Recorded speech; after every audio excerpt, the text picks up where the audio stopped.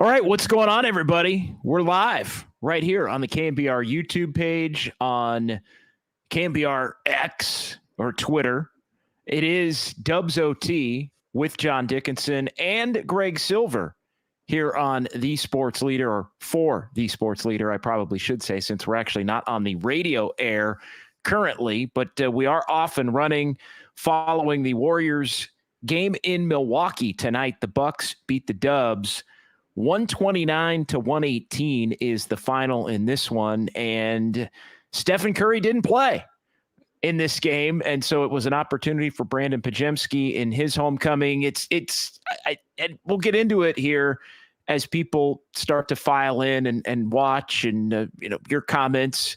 We'll keep this thing as interactive as possible for the regulars as far as the YouTube chat and everybody goes here on Dubs OT. But it was an opportunity for Podziemski. Curry didn't play. Steve Kerr gave some other opportunities to some players. Lester Quinones hadn't been playing a lot.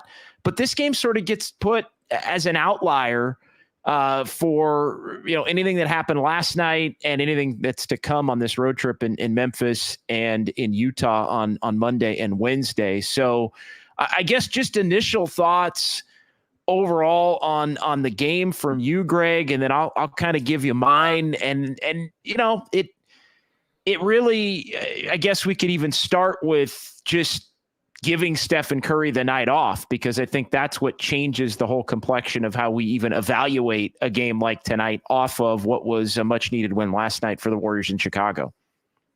Yeah, well, regarding Stephen Curry taking the night off, I mean, it's only his third missed game of the whole season. He had the other two with that knee sprain, and now this was really the first one he took to rest. And you can say what you want about Steve Kerr, but he's going to know his veterans really, really well. And I think it's not a very controversial thing to say that Stephen Curry was exhausted and overburdened and probably drained psychologically and emotionally, in addition to being physically tired. So I respect the decision to take the night off. I think if your goal is to try to get 3 out of these 4 games on the road trip, this was the one to do it for sure.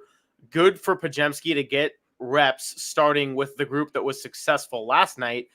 And, we can talk all about this over the next hour or so, but I think it's kind of a interesting, how do you walk away feeling from this one if you're a Warrior fan? Because if you end up going 1-3 on this road trip, I think the whole moral victory part of it kind of just gets thrown out in the wash. Like, you're right back to the bottom where you started.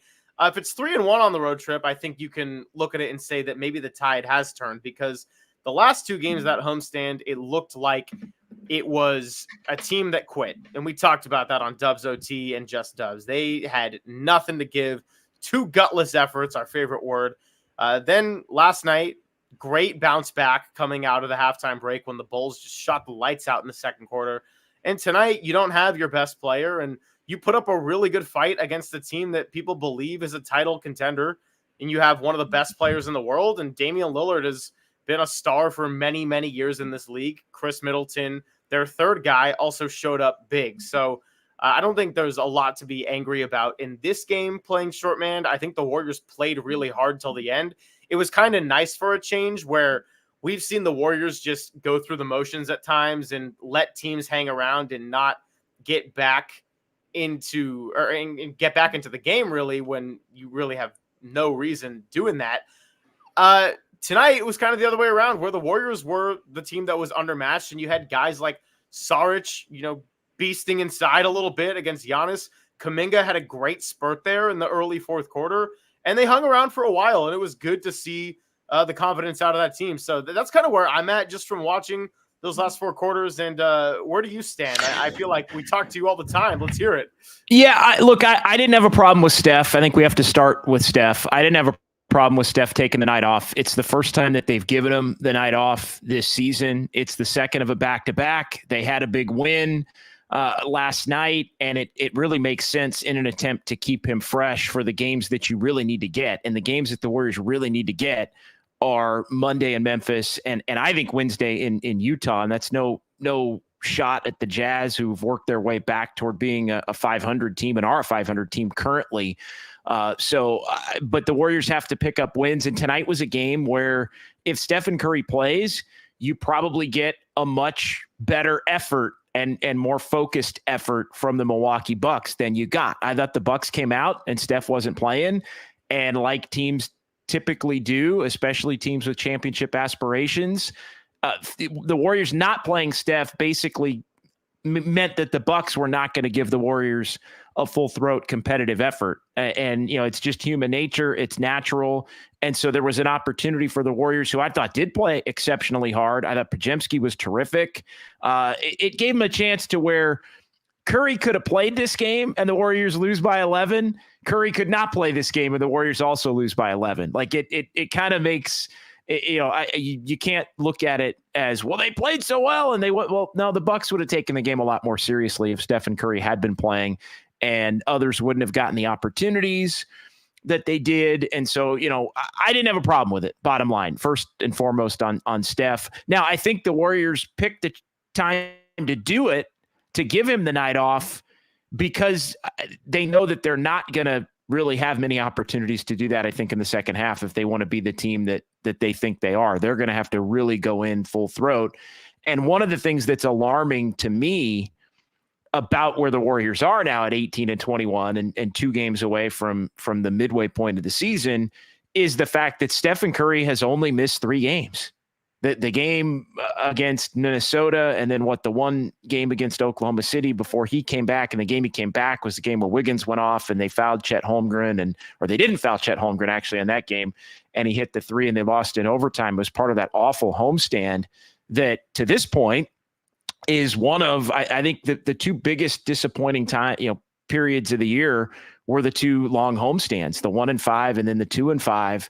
That's what has wrecked the Warriors season. The rest of it, you could make the case that they've played, pretty quality, at least, competitive for the most part, but that's why they are where they are. So I'm rambling a little bit, but on Steph, it makes sense to do it, but you can't be doing it a lot.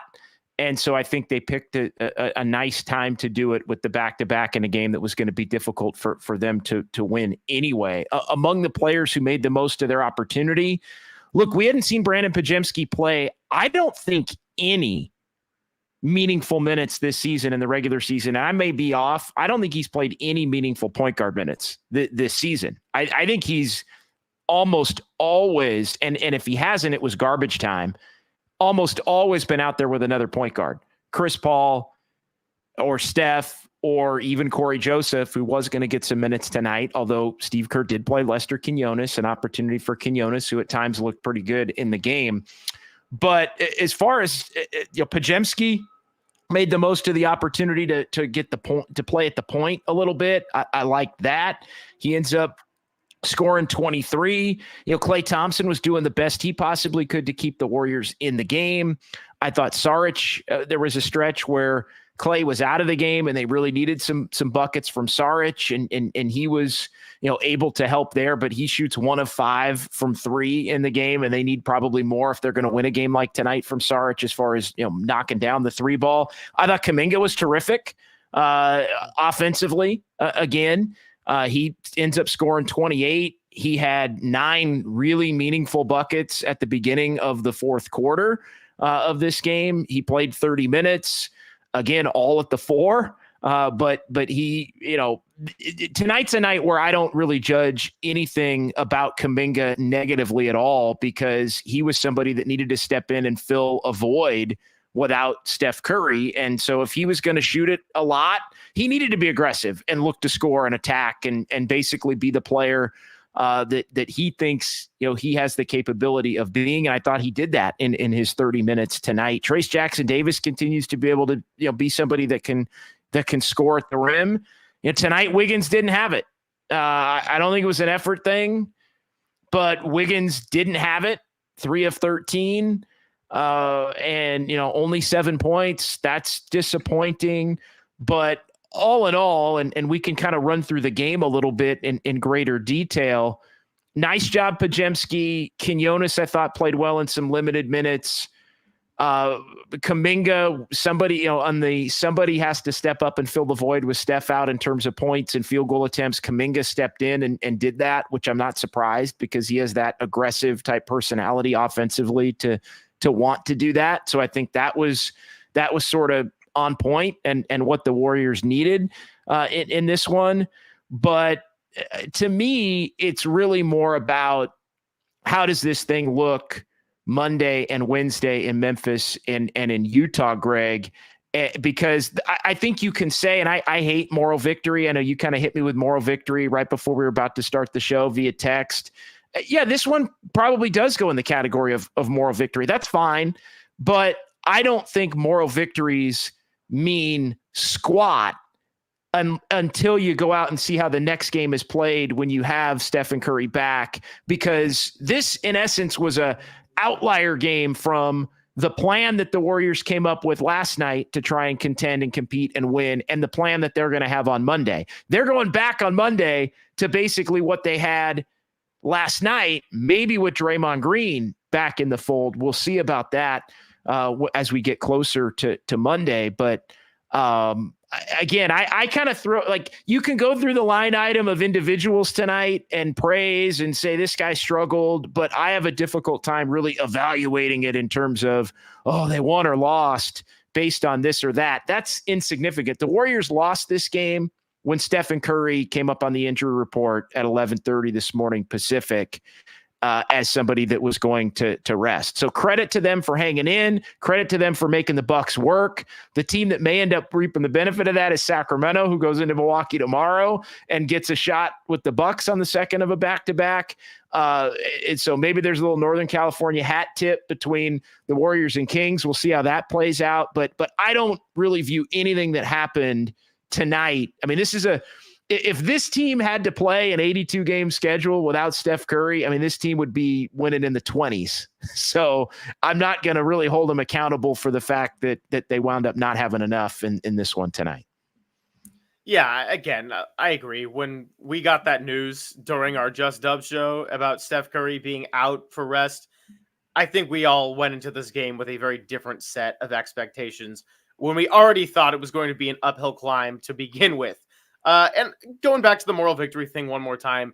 Yeah, if you finish this road trip at a 1-3 record, the positive taste of coming close and fighting hard against the Bucks team, that just gets washed away. You got to win at least one, and you got to reset in Memphis.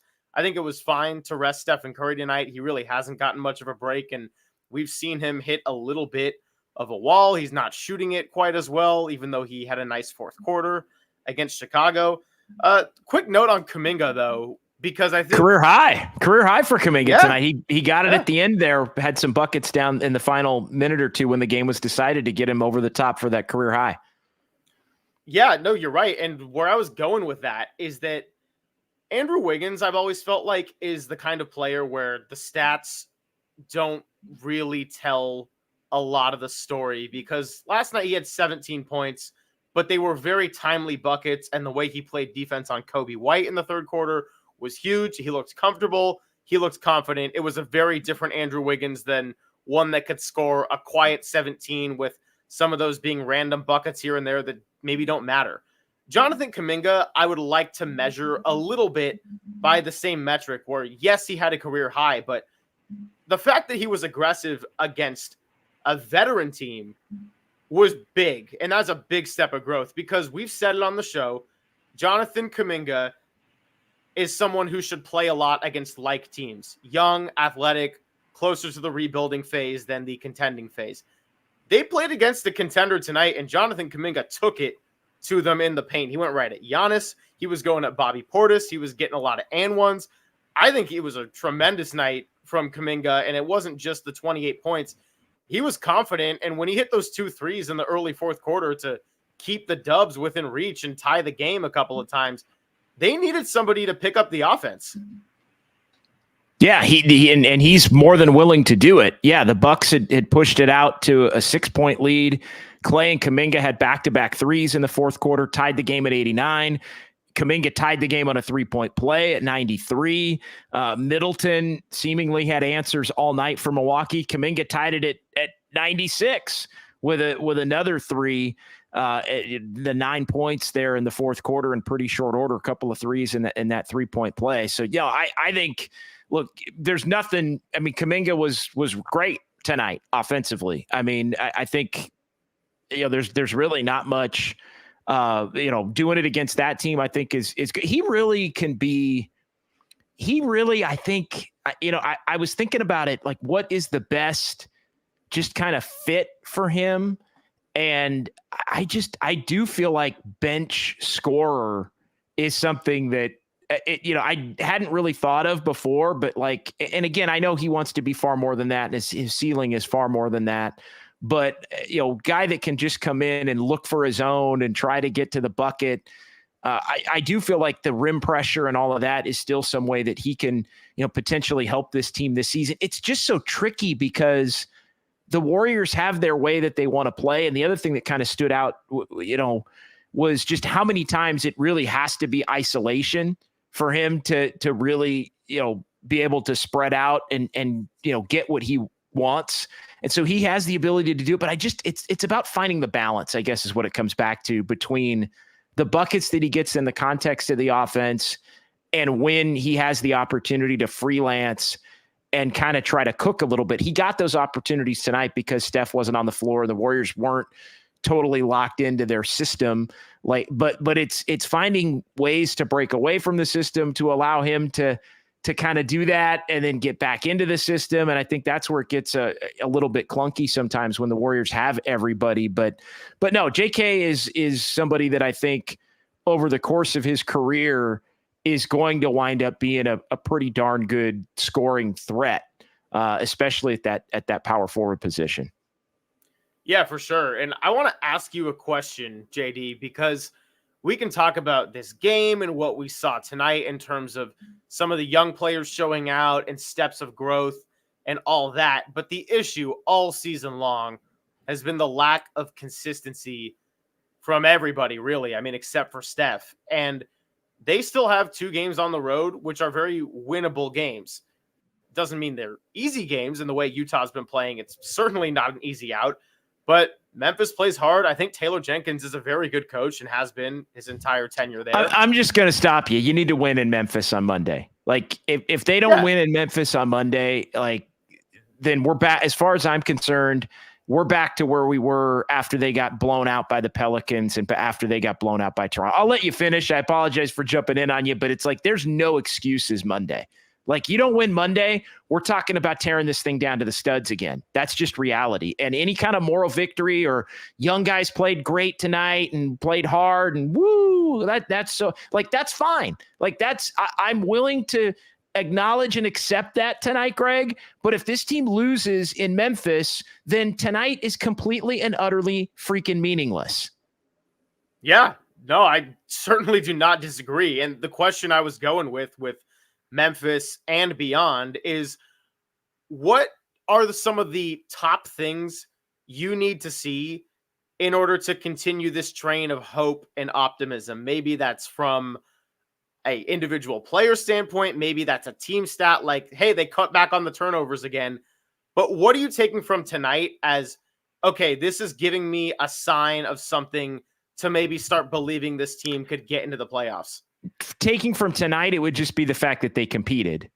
I mean, other than that, there's nothing that any individual did that I think, because again, when Steph comes back, it's all different. Everybody operates in a different space when Stephen Curry is on the floor for the Golden State Warriors. So it's not that Kuminga can't score 28 with Steph out there or anything like that. Of course he can, but he's going to have to do it a different way than he did it tonight. Like, he's not going to be the guy that's going to basically have his reign of put it on the deck, look to go, get 18 field goal attempts like that. If he's making threes, and this is 2 straight games of them making threes, that's great. Podziemski's going to have to figure out a way to do it a little bit differently. I think the one thing we saw tonight, I will give you an answer that's a little bit more like Podziemski playing the point guard tonight is something that. I think he can function at the point guard spot. I think Steve Kerr has said that he believes he can function at the point guard spot, although he likes to have him out there with another point guard. I think Podziemski, just let Podziemski, if there are extra minutes just where you need extra point guard minutes. And right now with Chris Paul out, you're going to need those. Let Podziemski get them. And maybe Steve Kerr was prepared to do that before Moses Moody went down. But I think the reluctance to just let Podziemski play point guard as the third point guard, let's say, behind Steph and behind Chris Paul, I would say that's like, if you can start and play 36 minutes, most of them at the point tonight, then I think you can play, the backup point guard role when Steph comes back on Monday, or play the third point guard role if the Warriors end up with Chris Paul still being on this roster beyond the trade deadline. Those would be the two things. I mean, Trayce Jackson-Davis kind of did what he's been doing. I'm not going to get into the whole Quinones needs to play thing, although I do think he gave him a lift, especially in the first half of this game tonight. But other than that, I don't really think, Clay went YOLO, took 17 threes, but much like you need Kuminga to shoot it a lot tonight because he's a scorer, you need Klay Thompson to do. So I think there's two things. It would be Podziemski, but the one thing to take away that I think relates is Podziemski potentially being able to play the point guard spot. That translates to the future. I do, because Chris Paul's not coming back tomorrow. He's not coming back on this road trip. So, Draymond Green, we've talked about it some, about playing some backup point guard role duties. He also is going to want to be out there with Steph and vice versa. Like, Steph's game has probably been impacted the most directly by Draymond Green's prolonged absence. So that's fine. And he can take on some of those floor general roles on the offense, but it can't just be like, oh, well, this is the Draymond unit, this is the Steph unit. Obviously they're going to close together, assuming that neither one is a disaster out there. But I think Podziemski needs to be an option, because this team, as you saw with Jerome Robinson playing last night and Quinones getting some run tonight, and that's nothing against those two guys, but it is a sign that we're playing a shorthanded lineup here in Warriors land.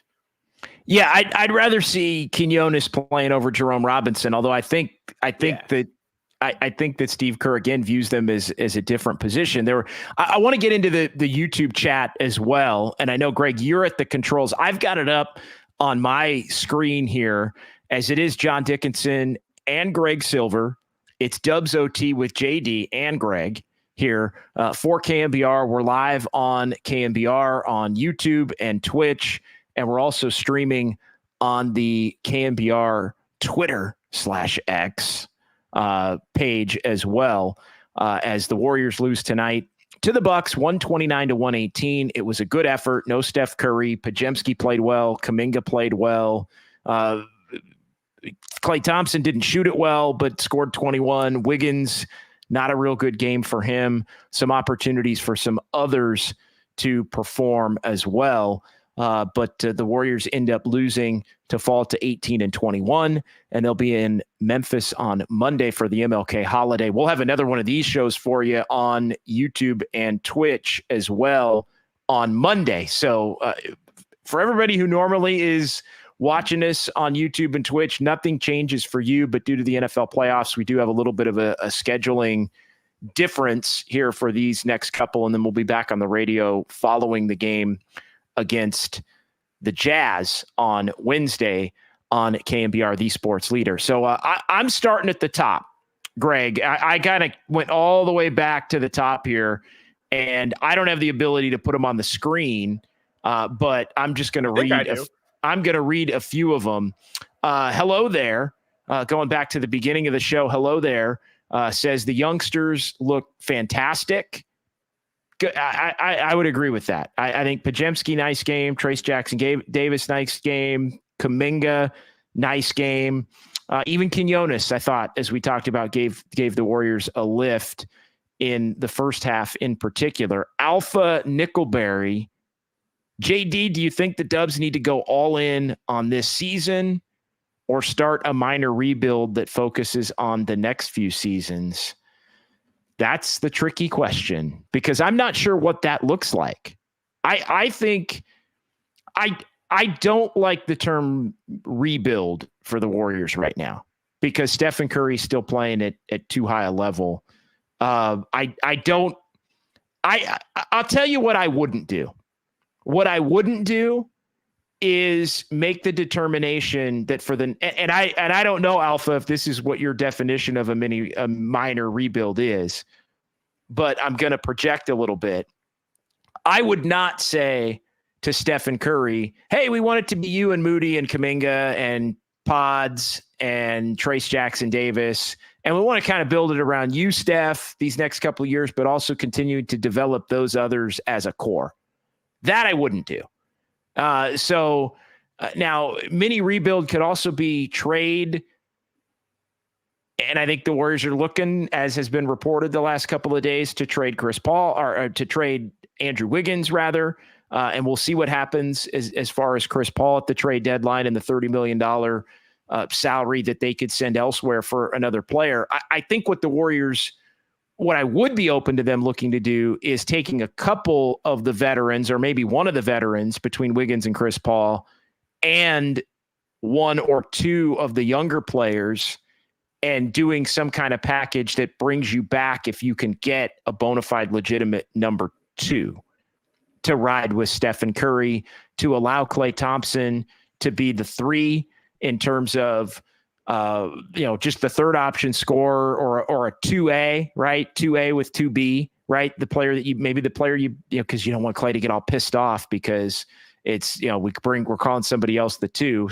Maybe Klay's 2A and this guy's 2B that comes in. However you want to dice it up, bringing in somebody else that can take a little bit of the pressure off of Klay and kind of ride with Steph, that's a little more prime, young prime, 29 in the 29-30 range. The guy that comes to mind is Siakam. I know you knew where I was going, Greg. Like, I think if you could get him, his skill set plays really well with some of the other guys the Warriors have and with Steph. So minor rebuild, I wouldn't consider going and getting Siakam a minor rebuild. But if it's play the guys that the Warriors currently have as younger players and sort of make the pivot to it's going to be Steph and those guys, that I would not do, because I really don't think there's a future in that. And that's not taking anything away from the younger players, especially on a night where they all played well and they are kind of the story. Like, I think Podziemski's a pretty good player. And I think he's proven that he can be a quality role player. I think Moody, who didn't even play tonight, has proven he can be a quality role player. I think Trace Jackson Davis has proven that he can score around the bucket in ways that really help the Warriors and can be a quality role player. And Kuminga is somebody that obviously can help this team as well as a role player who may have a higher ceiling than that. I think he does have a higher ceiling than that. How high and how quickly, I think, is probably the bigger question on Kuminga. It's more about timeline than talent or ability. Rebel to Sounds, Warriors miss a lot of layups and put back shots. Yeah, they do. That really burned them tonight, Greg. Missing layups and missing shots on the interior. They hit a couple of those. I think we're having a different conversation. Bill M., why is Wiggins even on the floor? Here we go. I was expecting that. I was at 32 minutes with 7 points. JK should get more minutes. JK got 30 minutes. Here's the thing that people don't realize, and here's where it's not going to be a long rant. And Greg, I know because you know me well in the month and a half that we've worked together, they don't play the same position. They don't play the same. Like, it's not like it's, and I get it. It's confusing because it's basically been Steve Kerr saying one or the other, and like they don't play well together. Although tonight, again, who cares? They played together. Doesn't matter because tonight was kind of a throwaway game anyway with Steph out. So if they play together, fine. But they don't play well together, but they also don't play the same position. So one or the other doesn't mean that it's like Wiggins did not take a single Kuminga minute tonight. He did not. You know, Wiggins is playing predominantly the three these last two games. Now, there were times over the homestand where they were both playing the four and different lineup combinations, but I've been tracking this the last two nights. Wiggins hasn't played a second at the four. He's been 100% at the three when he's been on the court, and Kuminga's been 100% at the four when he's been on the court, even if they haven't been on the court together. And sometimes they get subbed in for each other. But even if you get subbed in for each other, that doesn't mean that player plays that position, somebody else shifts to that position. Again, I'm talking about offense when I say that also, because players guard different positions defensively and switching and all of that. So it's not man for man as far as who's going to be guarding whom, but they just don't play the same position. And, the Warriors have to make a decision, Greg, at some point, whether they ever view Kuminga as a 3, because they don't view Kuminga as a 3 and really haven't viewed Kuminga as a 3 at any point over the course of the last couple of years. I think that is a big question as to when the Warriors decide what they're going to do at the deadline.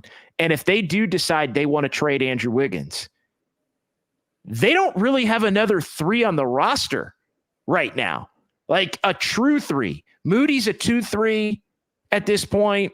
Kuminga Clay is gets thrown in at the 3, but he's not. Clay is more of a 3 now, I think, because of his limitations athletically. He has to guard up, so sometimes Clay's usually guarding 3s or 4s. So, but if Clay's playing the 3, then you put another guard out there. The Warriors are a guard-heavy team, so that bumps Clay up to the 3 too, because you're playing Chris or you're playing Podziemski. So there's all kinds of, but yeah, it's Clay. The Wiggins is the only bona fide true 3 that the Warriors have on the roster. They've been adamant that Kuminga functions better at the 4 in terms of the shots that he gets and his ability to perform and get downhill and do all the things that he does well, like he did tonight. I know it's confusing sometimes, but if they're going to trade Wiggins, they also have to make the determination that they're either going to take a 3 back or they're going to shift course and open the door for Kuminga to be playing 3. And I just don't see the Warriors deciding after not playing him at the 3, basically for a full year and a half, that they're going to make a trade which opens the door to play him at the 3. I feel like if they were going to do that, they'd be playing him at the 3 now, basically, because they're setting the table for the fact that he's going to be the future 3. I don't think right now, as we sit here on January 13th, Greg, that the Warriors view Jonathan Kuminga as a future 3-man for them, a future small forward for them. I think they view him as somebody that's more of a 4 at this point in time than a 3. Rant over. I'm with you, JD, and it's not. I'm glad you brought up the. You can disagree with me, by the way. You can No, disagree with me. I do. No, I mean, but we've spent so much time together over the last month and a half that at this point, I definitely know where you stand on it, and I can see that now that I've paid more attention to it in watching games, that I'm on the same page as you. But I'm glad you bring up the other players on the roster, and we lost JD. JD is gone. All right, we'll work on getting him back to everybody. See if he shoots me a text or anything. But I guess where I was going with that is I'm glad he brings up Moody. I'm glad he brings up Podziemski and other guys like that too, because Andrew Wiggins kind of is the only bona fide 3 on the roster. And if they were to make a trade to put Jonathan Kuminga in that position, I believe he'd be playing some of that right now. I'm going to get to the chat right now while we let JD sort out some of his technicalities, because I appreciate you all for being here right now on The Sports Leader, or for The Sports Leader. Rebel to Sounds, Memphis is a must win. Yeah, I think we can all probably be on the same page as that. You lose that game in Memphis, and you are losing a lot of the positivity that came out of this game. And I think JD is back. Welcome back, JD. Yeah, I was going through the chat. And I accidentally clicked back on the screen that streams us. So I ended up out. I know people are going crazy on the chat. Like Wiggins did not take Kuminga's minutes tonight. He didn't. Like they don't. Again, I'm just telling you. I tracked it the whole game. I don't want to belabor the point as we kind of come back here and reconvene. But they don't. In the Warriors' eyes, they don't play the same position. So again, there either needs to be a shift there, and I'm not even saying that he can't do it. Like, I don't want that to be mistaken either, that to say Kuminga can't be a 3. I think he functions better as a 4 in the Warrior system for sure. But if he is going to be a 3, it's almost like starting over basically to make him a 3, if that makes sense. Yeah, sorry, I was No, reading you're through the good. chat, getting lost and all that. But we held it down for you in those minutes. I was starting to get some good interactions here with everybody. Like to Yeah, see a lot of let's the run through a usuals. few. You know what? You control it, Greg. You control it because I'm not knocking myself out of the stream again. You roll with it, man. You got this. We talked about Memphis being a must win. We got some talk about broadcasters. Enrique, one of our regulars, saying Kuminga absolutely needs consistent minutes. I mean, he sure made it count with the 30 tonight. Maybe the He got Warriors 30. need Starbucks. Am I missing something on the Starbucks joke? But I don't know, just a little energy boost, maybe. They played with energy tonight. They needed some Starbucks on that homestand. I'll tell you that. Yeah, no, they played. Yeah, they've been far more competitive on the road than they have been at home. The energy at home has been bad. I don't know whether it's been all of the chatter about the different trades and those kinds of things, but it really something was they just seemed distracted and unfocused. And honestly, I think they really, Greg, played like a team that thought, and I think a lot of teams do this at home. Mediocre teams do this at home a lot. And it's why they get beat, is they think they can just show up and they're at home and they don't have to play as hard. They don't have to play as well to win. And I think the Warriors are getting a taste this season that no, they basically have to bring it at an extremely high. Like, look at the Chicago game. You got to bring it at an extremely high level and make shots just to have a chance to win that game against the Bulls. And they still almost lost the game against the Bulls because the Bulls were on a heater that required Steph and Klay to basically go on a heater themselves to help put the game away down the stretch. Well, I got something for you, and I am in no way blaming the Warriors' home performance on the fans. They are professional basketball players, okay? But on that sentiment with just showing up and thinking you can get it done, I've been to Chase Center. You go to Chase Center very frequently, JD. I think these fans, over the entire duration that this building has been up and running, are used to being able to win games at home. And the Warriors have come out and sleepwalked through a first half before, and then they turn it on in the second half and they get it done. And now this is the stage of their career where the players are a little bit older and other teams are catching up. And they're not a very good defensive team. And when Draymond Green's out there, they're a bad defensive team. They don't score a lot in the paint and get easy buckets. And you're kind of seeing them struggle a little bit at home. And I think the fans just kind of are waiting for them to kick it into that extra gear. Again, the fans don't control the outcome. But if we're talking about giving a little bit of extra juice, I think there's something to that. Just that you can't just expect to show up and win. And I think that has kind of shot them in the foot at home. Yeah, I think they have played like a team that believes they can just kind of roll it out and with one good quarter or one good half be able to win because and I think that's where it starts with the veterans. I think it starts with Steph and it starts with Klay. And even maybe Wiggins to a certain extent, because he's somebody that's been around here now for a few years to where you think, all right, we got this. And then you find yourself in an uphill climb and it's trouble. And other teams still, I think when they play the Warriors, get up to play the Warriors. So I do think the Warriors for the most part get a better effort now. And the Warriors kick the rest of the league around at such a great degree over recent years that I think there are a lot of individual players that look at opportunities against the Warriors to kick them when they're down now or when they're not quite in the palace on high, running the league. So I think they sense vulnerability in the Warriors. And you've said this to me a few times in some of our chats off the air.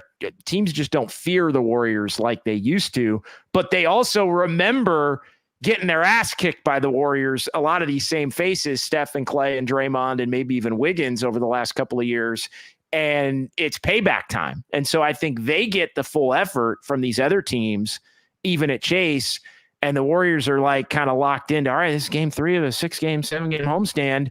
We're just going to come out and cruise and hit some shots and the crowd's going to get into it and it's ball game over. And that's just not reality anymore. No. And I mean, for the most part, they've done okay on the road. They at least started the year well on the road, and then they had a little bit of a skid, but I can't say it was any worse than what we had to endure watching them on those 2 homestands that you've mentioned as being the defining stretches of the season. The effort's been way better, and I know we're not really doing the full formal Sounds of Silver tonight because we're not in the studio and we don't have the capabilities to just pull it up and roll it in high tech like we normally do. And we don't have Raph. That's the real honest. He's the guy, man, that's making it all happen for us. But Steve Kerr did go to the podium and did talk about the Warriors' effort and said that he was much more pleased with it. Not a hot take whatsoever. I mean, it was awesome. Passed the eye test, but it was awesome, and because he called it embarrassing, and he said they lost their spirit and their competitive desire coming off of 2 home blowouts. And that is embarrassing. And it was much better tonight. And then so that was kind of the main headline he touched on. I know this might shock you, JD, but Brandon Podziemski also took the podium because that's just he should. It was a homecoming game for him, and he scored 23 points, and he started at point guard and basically played point guard for the first time in a meaningful NBA game. So good for him. He should be at the podium tonight. He should not be at the podium when you get beat by 40 at home and you're the first guy out. Like that's not on Brandon Podziemski, Greg. No, absolutely not. And it was cool to see him show out like that in front of his hometown and his family, because I was writing down notes all throughout the game and just kind of jotting down little moments there. I mean, for Podziemski to make 3 separate threes on the game, he made more than that, but the 3 that stuck out were the first one over Damian Lillard, kind of hesitated, thought about it, then pulled and hit. Then he had a little sidestep over Damian Lillard, and it's like, all right, that's kind of cool. Pretty good defensive guard who's been a star in the league for a long time. And then he did it against Giannis and kind of stuck his tongue out afterwards. I think that was probably to his own teammates in the bench, but fun to see a guy like that just get locked in. Like, he is cocky, as Steve Kerr has said, but it works in his favor. There's a difference between being cocky in the way that like Jordan Poole was as a rookie when the team was 15-50, he had no support and he's just like jacking up shots, and then being cocky, but clearly respecting and deferring to the veterans and just wanting to come in for a winning culture. Yeah, I think Podziemski's swag is awesome. I think it helps him perform at the level that he performs at. I think this guy's a find. Like, this guy can play in the NBA. And, I know the Warriors are trying to figure out all the different pieces and who fits with whom and how it all ultimately is going to work out. But Podziemski, I feel like, should be a part. He could be a part of a future team as a role player, and hell, maybe even more than a role player. Like, I'm not trying to put everybody in the box of being a role player. I'm really not. But for the purposes of what this Warriors team this season stated goals are, that's how I'm viewing it. Like, I'm not worried about what Brandon Podziemski is in 2026 or 2028 right now, because this season is about Steph and Clay and Draymond and one more ride and what happens with Wiggins, and is Steve Kerr going to be around? And if we get to the point in the summer where the Warriors don't make the playoffs or they lose quickly, and maybe there's some organizational changes or at least an organizational shift in terms of what the goals are, then we can start to have the conversation about among the players that are still around. If it's Kuminga, if it's Moody, if it's Podziemski and Trace Jackson Davis, then we can start having the conversation about what they can be and their development and the high end ceiling and all of that stuff. I think we have to still set that to the side. And while, again, these players all, I thought tonight among the young guys produced in a positive way, for right now, it's more, how do they produce when Steph is back, which they did last night?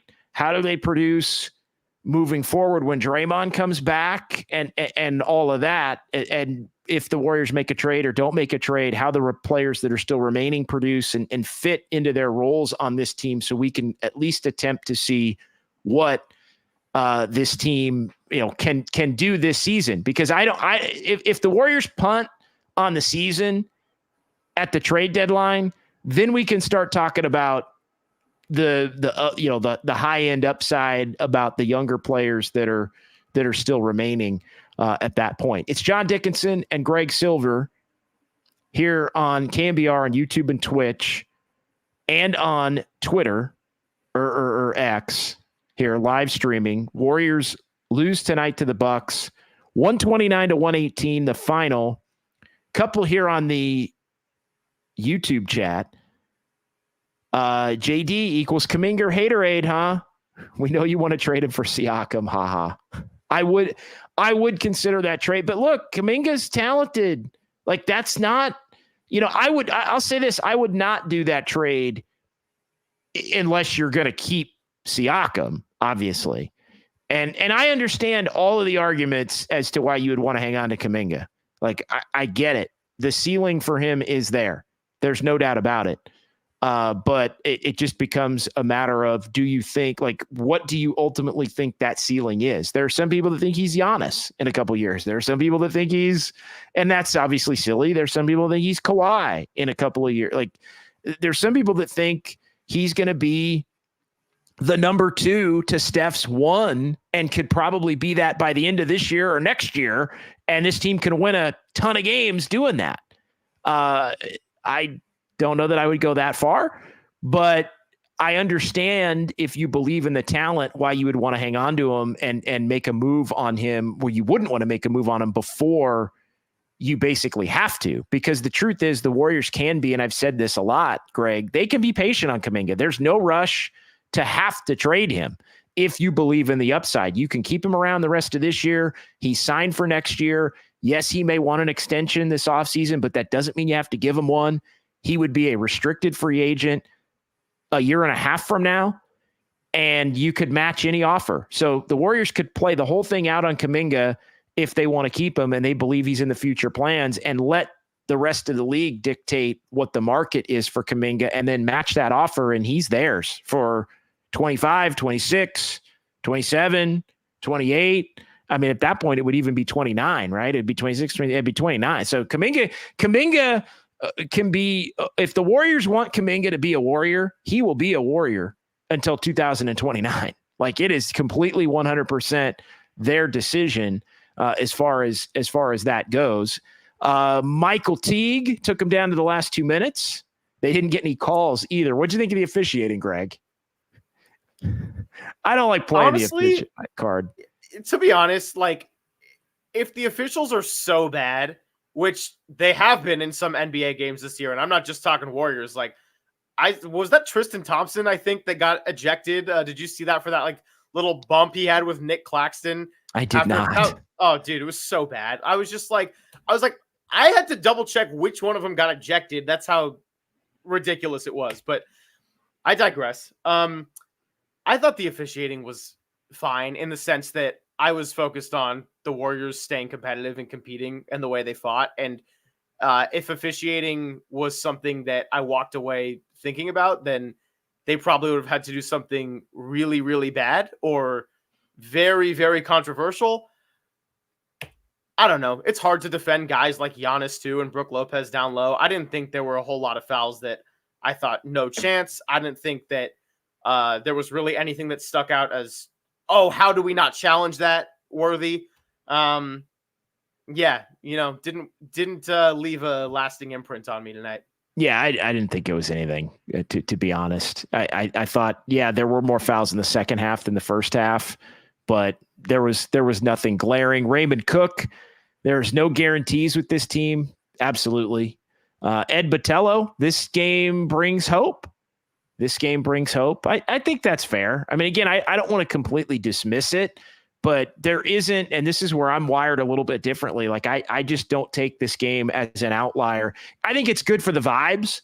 I think it's good for the young guys. I think it's good for the vibes of a team that's in the middle now of a 4-game road trip, that they went out and they competed. Like, I think it's a good look for the young players. I think it should help keep the veteran players engaged and motivated, but I don't think tactically or from an individual performance standpoint, aside from maybe Podziemski getting an opportunity to play point guard, that much of it necessarily translates. And Kuminga's ability to get buckets. I mean, we know Kuminga has the ability to get buckets. Like, I don't think we learned anything new tonight with Jonathan Kuminga having a career high 28 that we didn't already know about Jonathan Kuminga. Like he played and functioned in a manner that when he plays well, he often plays and functions. Bill M taking exception, bench producer. JK's getting better every game. He needs to play regardless, 30 plus minutes every game. Yeah, look, and I said bench scorer. And again, I think that's nuance here. That's in the context of this team right now as they're currently constituted. I've also said I'd consider playing him with Draymond at the 5 and him at the 4 if you really do get to a point where you need to start him. 30 minutes every game. I mean, if he's playing well, sure. If he's playing well, that's fine. But it's not just, damn it, it's going to be 30 every single night. Like I'm not going to play that game. But again, he played very well in this game tonight, without a doubt. Continuing to roll through the chat. A lot of people having the back and forth with each other. Philip Reitz, John Dickinson, what's up? What's up, Philip? Appreciate you, Philip. Appreciate everybody watching here. Let's see. What else do we have here? A lot of conversation. Why has Fitz got everybody all fired up tonight, Greg? There's a lot of talk about Fitz tonight. Although I don't need to know what the psychology of a upset is. If I hear that one more time, if I hear that one more time, I'm leaving and I'm not coming back. Yeah. I mean, I was going to say, we even had some text about it. I don't know. Like, it seems to be something different with Fitz for a lot of people, but he does get people riled up. I mean, that's for sure. I did think it was funny how it scores 7-2 right away. And then he's like, all right, I'm just going to keep saying, the psychology of making a comeback is you just got to hang in there play after play. And it's like, we got a 48-minute game, right? It's going to be a long night if we're going to keep repeating that one. But I don't know. Again, in the same way that I kind of tuned out the refs for a lot of it, I was tuning out Fitz and Kalena a little bit. Yeah, it's a nightly deal. It's a nightly deal. There's no doubt about it. Yeah, more people coming down my road on Kuminga, George Hart, JD, JK scores 28 and JD is like, meh. I mean, he was good tonight. Like, I don't know what, like, I don't view tonight like that's the emergence of stardom. Like, he had a really good game tonight, a career high. He's playing well over the course of the last month. I mean, I don't like to belabor it, but it's, people continue to get into it. GSW Vera, this is the kind of game Clay or Wiggins needed to be greedy. Well, Clay was greedy. Clay took plenty of shots in this game tonight. Wiggins, I thought Wiggins kind of did too. He just didn't hit him. Like, Wiggins was bad tonight. You got bad Wiggins tonight. And the Warriors needed good Wiggins tonight. If the Warriors had gotten good Wiggins tonight with what they got from everybody else, it would have been a nice win. It would have been a nice win. Martin K. Okay, here it is. Kuminga will be an all-star in a year or two.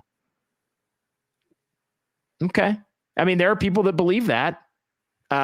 Probably I would lean more toward, I wouldn't look, I'll be honest. I wouldn't put it out of the realm of possibility that Kuminga could be an all-star in 2026, 2 years from now.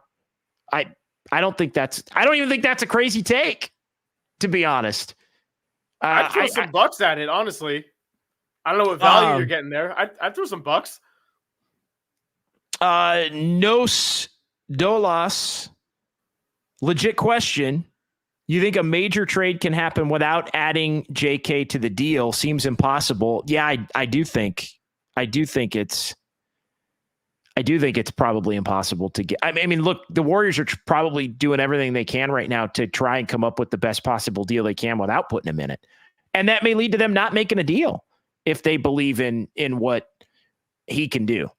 And believe in what his future can be, and believe in how he fits around Steph and maybe Clay and maybe Draymond. Like, it's all connected.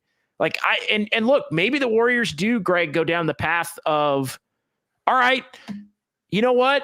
Steph, the old guys are gone and Wiggins is gone, and Clay's gone, and Draymond's still under contract, so he's going to be around, and Looney's gone. We're going to trade him.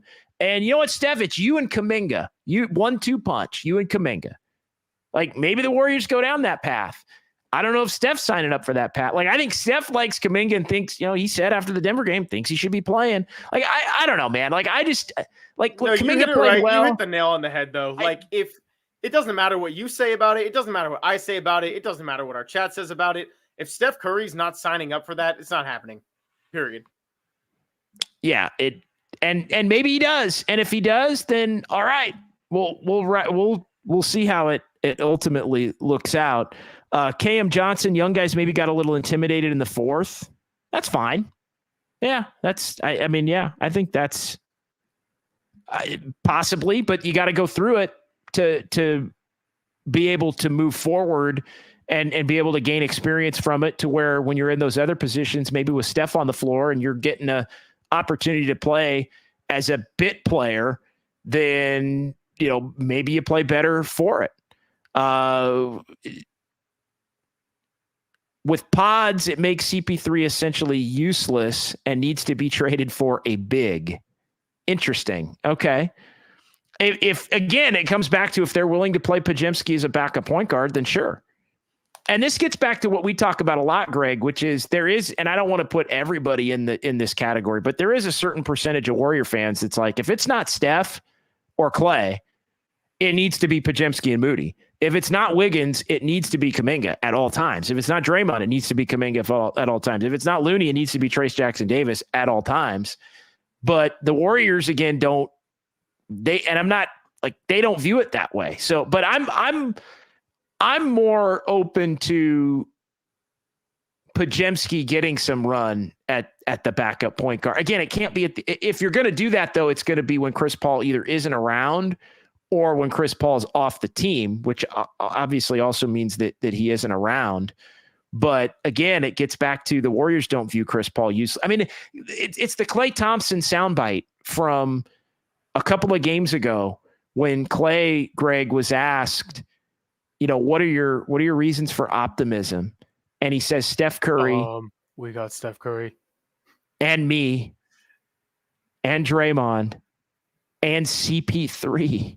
Like, I wasn't expecting that, to be honest. But it tells you that the younger that the veteran players believe in and it's not that they don't believe in the young guys, but they believe in the veteran group that was put together back in the summer to try to contend more than they believe, and they believe in each other more than putting all of this on a lot of the younger players to try and help carry things. There was also one other thing, and we got a final couple of minutes here. It's JD and Greg Silver, KNBR, the sports leader, on YouTube, on Twitter, on Twitch. Lively conversation tonight as we approach the 1 hour mark here. I did want to get into something that came up during the game, and it was Andy Liu, who was kind of poking fun, as he does, one of the Light Years guys with Samus Fandieri. Hilarious to see Steve Kerr so alert. He called a timeout after Kuminga was slow basically on a switch and allowed Middleton to hit a pull-up jumper. Clay went with Giannis. Kuminga was supposed to step up. Obviously, they wanted to prevent Middleton from shooting mid-range jumpers, so he needed to be up on him closer to try to force Middleton to pass or get on the drive. And Kerr called an angry timeout. Defensive miscues. They were mismatch hunting. I think a lot of that was letting Kuminga try to cook and play one-on-one tonight with Steph out. And he also had the end of the quarter offense defense subs. And so the LOL to it was, hey, Kerr's doing this when the Warriors are 14-point underdogs.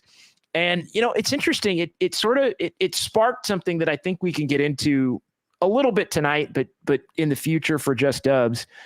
I think there's this notion that Steve Kerr wouldn't want to coach or would be terrible at coaching a young rebuilding team.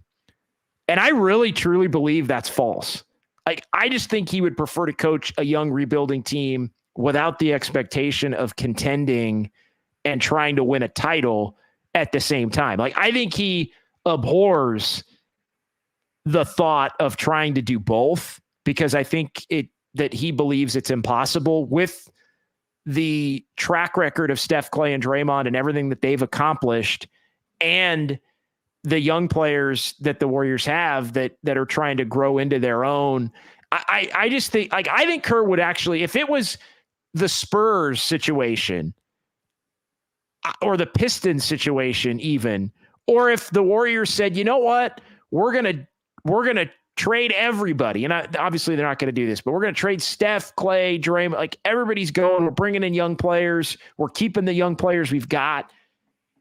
I think Kerr would actually, now I don't know that the Warriors would want Steve Kerr to coach that team. That's a different part of the equation, but people think Kerr wouldn't be happy or wouldn't want to do that.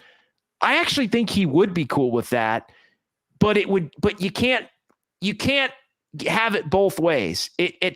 Like tonight, nobody gave the Warriors a chance to win. So Kerr, you damn right, was fighting for the players that were out there playing and trying to do it. Like it's a different energy when there's no expectation to win. If the Warriors played tonight's game 82 games a year, they'd probably win 20 games with this team. In the 20s, I would say for sure. Maybe it's 25, maybe it's 27. But this team the Warriors put out there tonight would be in the 20s in terms of wins if they played a full season without Stephen Curry. But I think Steve Kerr would relish the opportunity to coach that group and develop that group and try to grow that group into something. It's a really, really interesting discussion, and I think it's a great place to kind of wrap up the show. I, by and large, agree with you, and I think the chat was going off a little bit with comments, and I guess I'll start with this. The key phrase you said is with the expectations of contending, also with being a group that he has reached the top of the mountain before multiple times. I know Steve Kerr. I know his temperament. He absolutely does love coaching. I think that 15-50 year, in a weird way, was almost more enjoyable for him on the day-to-day, just coming in and coaching all these young, hungry players, many of whom did not stick around in the NBA. Then at times that 2019 season when they had the weight of the shoulders on the three-peat and it was so stressful and they're walking on eggshells all the time with Kevin Durant and Draymond Green and that whole situation. Yes, of course he wants to win. That's not what I'm saying. However, in the chat, if you're saying no way, I understand where you're going with it in the sense that Colin Cowherd talked about this back in November, and I don't normally go to him for basketball talk, but I've sent you this video and we've discussed it a little bit, which is the Warriors by and large tried on the 2 timeline plan. But if you're Steve Kerr, Steph Curry, Draymond Green, Kevon Looney, and Clay, and a core like that has stuck together for so long and won for as long as you have, you're just simply not going to have the patience to sit around and wait for young players all the time. Like, I don't know if Steph Curry and Draymond with the high IQ play want to play 30 minutes with a guy like Moses Moody or Jonathan Kuminga, who is very talented and has all this raw talent. And that doesn't mean that they're bad teammates or they don't want to play with him.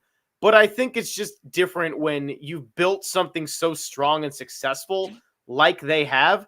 So I do agree with you in the notion that I think Steve Kerr would totally be fine coaching a young team and a young rebuilding team.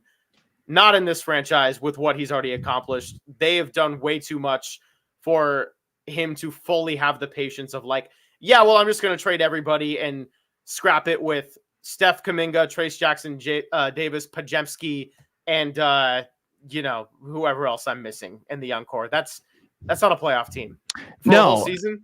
Yeah, I think you said it well. I mean, I think given the way everything is played out for the Warriors here, it's not going to be Steve Kerr doing that for this team here. So if that's the path that they go, but I still don't think because you have Steph Curry that's the path in which the Warriors would go down. Bill M getting into and pushing back on what I said about Kuminga and Wiggins not playing the same position. Then who's taking his minutes? Who's keeping Kuminga from getting 35? It's the guards. It's the guards because it pushes, and it's Saric, I think a little bit too, because Saric will be out there at times at the 4. And I know, and Saric also plays the 5, but it basically, Wiggins or Klay Thompson, and I'll just look at it tonight because I want to make sure I've got the facts straight tonight. Wiggins played the 3 at the start. Sarge played the 4, and this is a little wonky, a little minutia, but I do want to try to explain it. At this point, and it's Joseph was basically the backup point. He came in for Podziemski. Podziemski then came in for Klay Thompson. Right, Kuminga came in for Saric. Saric was playing the 4, so Kuminga was at the 4 at that point. And then Trace Jackson Davis came in for Looney. So when Kuminga was out there, Trace Jackson Davis was at the 5, Kuminga was at the 4 at that point, and then Wiggins was at the 3. And so at that point, they make the subs, and then Saric ends up coming back in the game. So Saric was playing the 5 and Kuminga was playing the 4 at that point. So, but it's a combination of guards that push guys like Klay into the 3, which push Kuminga out of the 3 minutes, right? Because that's really what we're talking about. We're talking about, well, why doesn't Kuminga play the 3 more? Well, they don't, because that would be the path toward him playing more minutes. Well, they don't, because they play Podziemski with Steph and Klay at the 3, or Chris Paul with another point guard, and then they bump somebody else up to play the 3, and that means that there's no 3 minutes available. It boils down to the fact that they don't play him at the 3, and then it's also Saric and Looney at times, and combinations that, like, if Looney plays, and then you want to have Saric out there, then Kuminga's not on the floor. And he's not on the floor because you've got 2 guys playing the 5 and the 4, and you don't play him at the 3, so he's not going to be out there at the 3. So, again, it's a convoluted way of explaining it. I hope people understand. Raymond Cook bringing up a point, that he doesn't guard 3s well, and doesn't guard. Yeah, I mean, that's true. But look, I still think the 25 to 30 is fine. Like, this gets back to the other thing that I always get into about Kuminga, and it's like just let him play and develop and continue to develop. Quit putting extra necessarily on his plate. He played great tonight. Let's just move on to the next. I think the days of where Kuminga is only playing 20 are pretty much over at this point. I think they know they need to have him on the floor in the 25 to 30 range, especially if he's playing well. But there's nights where he's not going to play well, and there are going to be other players who are playing well, and you have to go in a different direction. They're just not in full developmental mode with Jonathan Kuminga. They're still in develop while find the right role for him to help this team win, if that makes sense. Did I miss anything, Greg? Did I miss anything trying to explain that? No, I don't think you missed anything on the explanation. I was just kind of going through the chat for some funny comments. We had Philip asking if there's any SF Giants news, and hello there said no SF Giants news. Farhan sleeping. We're gonna get into more Giants stuff come around April, so that's gonna be fun. Bay 510 area, LFG Greg. Hey, LFGU. That might have been when I was alone in the stream for a little bit. Robert early in the chat said, John, you need a background photo. We gotta work on that a little bit. We gotta work on that. It's coming. I got some good UC Santa Barbara wall art. My proud alma mater. Maybe that would look nice better than wall. That would look better than what I have. You want to send that over? I could give you a. Let's see. We got an LCD sound system poster. It could be an again. That would look better than what I have currently. How about saying you escaped from an escape room? Got a couple of random of these lying around. I mean, we got options, man. Yeah, no, that's good. I like it. You're gonna have to send. A few things over. And again, I just want to say it doesn't matter that Kuminga. If Kuminga subs for Wiggins, that does not mean they're playing the same. Or Wiggins subs for Kuminga, it does not mean they're playing the same position, because there are other subs that change who's playing what position. It's not that hard to, if you're following it, it's not that hard to pay attention to. But there hasn't been 1 second that they've played the same position in either of the last 2 games. Now, it had been happening during the homestand and over the course of the last month. There had been times where they were both playing the 4, and but the last 2 games is basically what I'm talking about for the point of this discussion. But when they had been playing the same position, they were both playing the 4, not the 3, which is another thing that I do think needs to be pointed out. It would be like with Clay at the 3 and Podziemski at the 2, or Chris Paul at the 2 and Steph. So when you would see them sub for each other, they were both playing the 4, not the 3, if that makes sense. All right. You want to call it a night on that note? Looks like you've had about enough for tonight. I think we're doing great, and we'll run it back on Monday. How's that sound? Yeah, we'll run it back on Monday. Appreciate everybody in the YouTube chat on YouTube and Twitch. This show will be up in podcast form to listen to as well. And so we'll get that out a little bit later tonight and make sure we boost it tomorrow. Warriors and the Grizzlies, that's a 3:00 tip on Monday on the MLK holiday. So look for us around 5:15, 5:30. We'll go for about an hour and a half talking about that game. We'll see if Draymond Green comes back. Stephen Curry back in the fold after resting tonight. And really the next 2 games are the tells for the rest of this road trip, and whether it winds up being a good or a bad road trip, and whether it leads the Warriors down a pathway toward making some big time decisions about what type of team they are going to be as the trade deadline looms now inside of 4 weeks away. All right. For Greg, I'm JD. We will talk to you on Monday. Dubs OT, KNBR, the sports leader.